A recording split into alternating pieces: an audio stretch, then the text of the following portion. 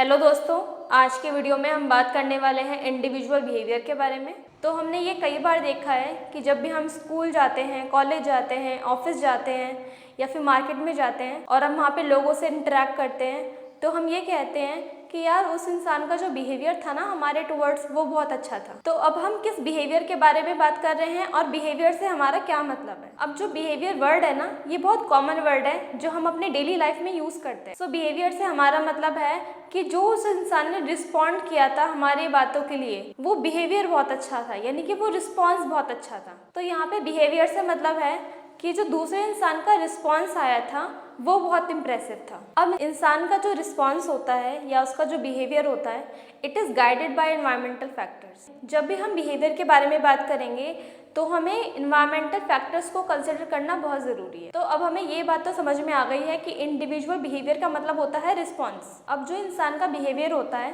It is influenced by external factors. अब ये जो एक्सटर्नल फैक्टर्स हैं, ये हेरिडिटी भी हो सकते हैं और इन्वायरमेंटल फैक्टर्स भी हो सकते हैं। तो अब हेरिडिटी का मतलब क्या होता है और इन्वायरमेंटल फैक्टर्स का मतलब क्या होता है। तो साइकोलॉजिस्ट का कहना है कि जो हेरिडिटी है वो डिटरमाइन करती है कि what kind of person he और शी कैन बी, जबकि इन्वायरमेंटल फैक्टर्स में साइकोलॉजिस्ट कहते हैं that what kind of person he और शी बिकम।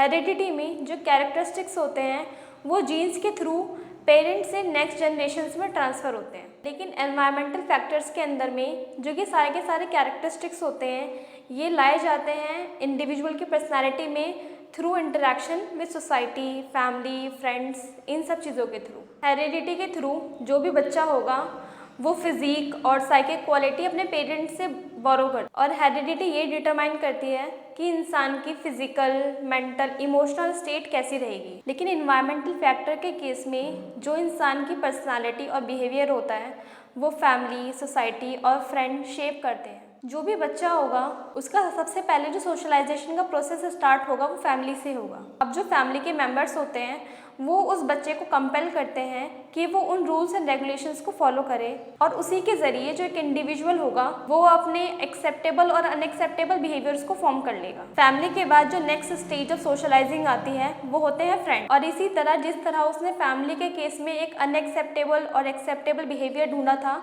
वो फ्रेंड्स के केस में भी ऐसे ही कुछ पैटर्न्स ढूंढने की कोशिश करेगा। और इसी तरह फैमिली, फ्रेंड्स एंड सोसाइटी उस इंसान की पर्सनालिटी को फॉर्म कर। अब किस तरीके के कल्चर में कोई इंसान बड़ा हुआ है वो डिसाइड करेगा उनके डिसीजन मेकिंग स्टाइल को, उनके एटीट्यूड को और उनके परसेप्शन को, जो उनका सोसाइटी के टुवर्ड्स नया बनेगा। और इसी तरह जो इंडिविजुअल होता है वो लर्न करता है नॉर्म्स को, वैल्यूज और एटीट्यूड्स को जो सोसाइटी ने प्रेस्क्राइब करे, और इंडिविजुअल को कंपेल करा जाता है कि वो उन रूल्स एंड रेगुलेशंस को फॉलो करे। और इसी तरह एनवायरमेंटल फैक्टर्स और बायोलॉजिकल फैक्टर्स क्लब हो जाते हैं जो कि इंसान की पर्सनालिटी को फॉर्म करते हैं।